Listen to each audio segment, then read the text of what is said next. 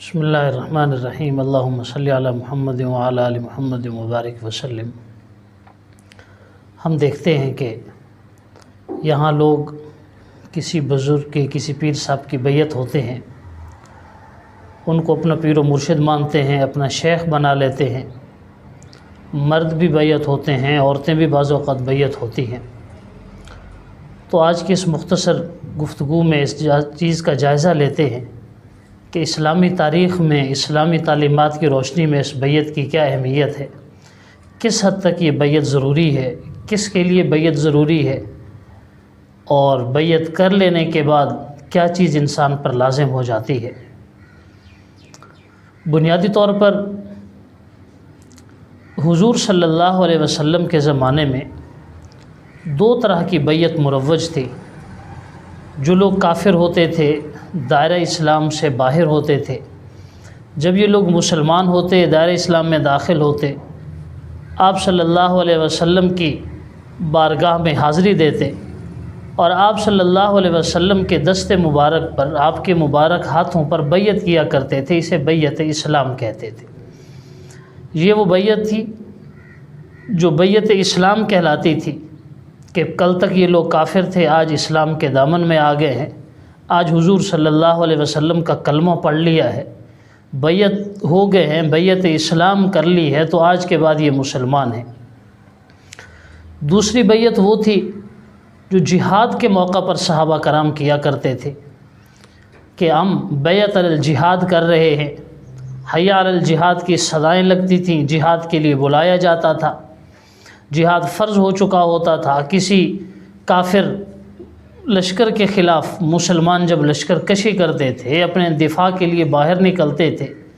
تو دونوں طرح کے جہاد میں، چاہے وہ جہاد اقدامی ہو، چاہے وہ جہاد دفاعی ہو،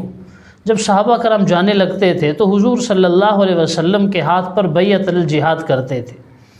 اس میں یہ تو ضروری نہیں کہ ہاتھ پر ہاتھ رکھ کر بیعت کے الفاظ دہرائے جائیں، لیکن حکمی طور پر یہی تھا۔ یہ بات بڑے واضح انداز میں بالکل سامنے تھی کہ ہم بیعت علی الجہاد کر رہے ہیں، یعنی حضور صلی اللہ علیہ وسلم کے شانہ بشانہ جا رہے ہیں، آپ صلی اللہ علیہ وسلم کے کندھے سے کندھا ملا کر، بلکہ آپ کے آگے بالکل یوں سمجھیے کہ حفاظتی بند بنا کر ہم پیش ہوں گے، جہاد کریں گے، کافروں کا مقابلہ کریں گے، دشمن کے کسی تیر کو، کسی نیزے کو، کسی دشمن کو حضور صلی اللہ علیہ وسلم تک نہیں پہنچنے دیں گے۔ تو صحابہ کرام کے ہاں یہ چیز بڑی معروف تھی، بڑی مشہور تھی، اسے بیعت علی الجہاد کہتے تھے۔ چنانچہ احادیث کی کتب میں صحابہ کرام کا وہ بڑا مشہور واقعہ آتا ہے کہ جب حضرات صحابہ کرام رضوان اللہ علیہ مجمعین نے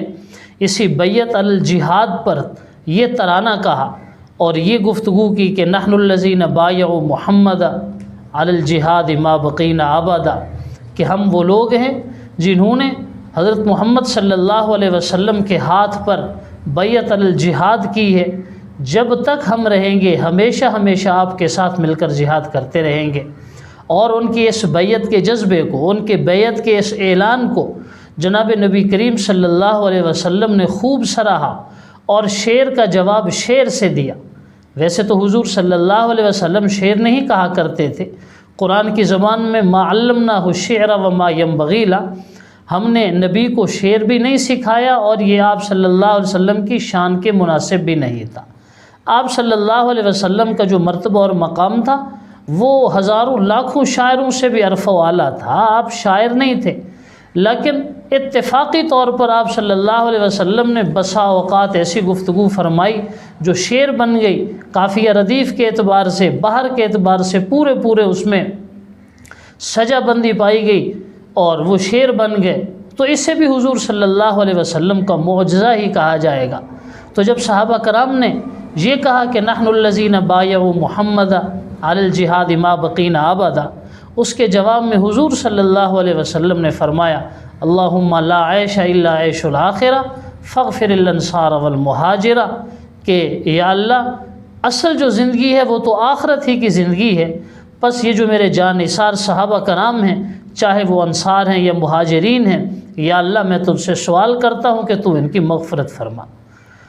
تو عرض کرنے کا مقصد یہ ہے کہ یہ بیعت علی الجہاد تھی جو صحابہ کرام حضور صلی اللہ علیہ وسلم کے ساتھ مل کر جہاد کے لیے، جہاد کی تیاری کے لیے جاتے تھے اور عہد معاہدہ کرتے تھے۔ ہمارے ہاں جو آج مروج ہے، ہمارے ہاں جو بیعت کا ایک تصور پایا جاتا ہے کہ ہم کسی بزرگ کی، کسی شیخ کی، کسی پیر و مرشد کی بیعت ہوتے ہیں،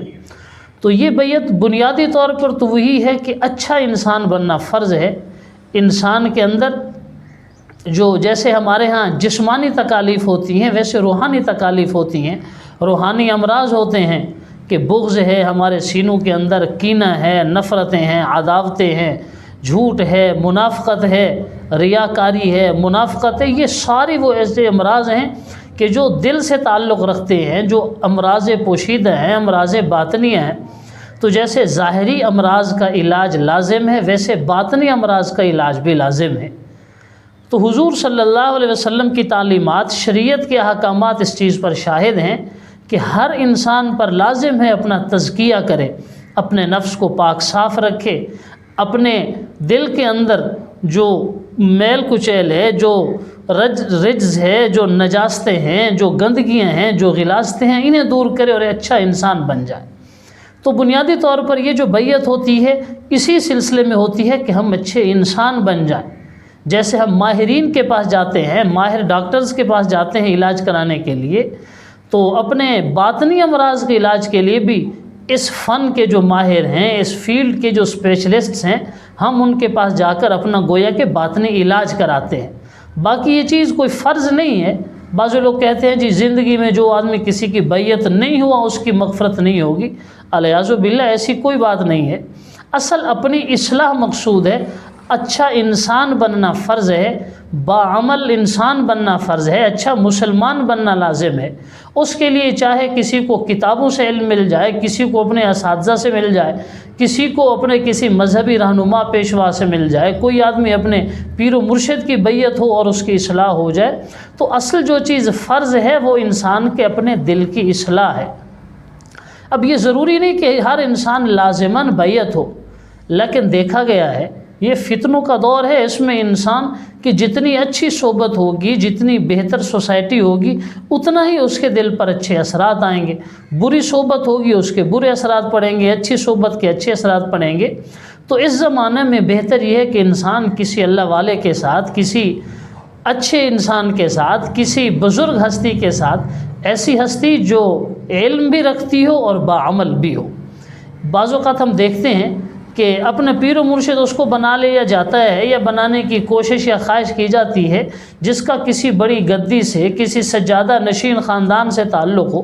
تو یہ چیزیں ضروری نہیں ہیں۔ اصل یہ ہے کہ ہم دیکھیں کون ہمیں اچھا انسان بنانے کی کوشش کر سکتا ہے۔ عمل تو ہم نے خود کرنا ہے،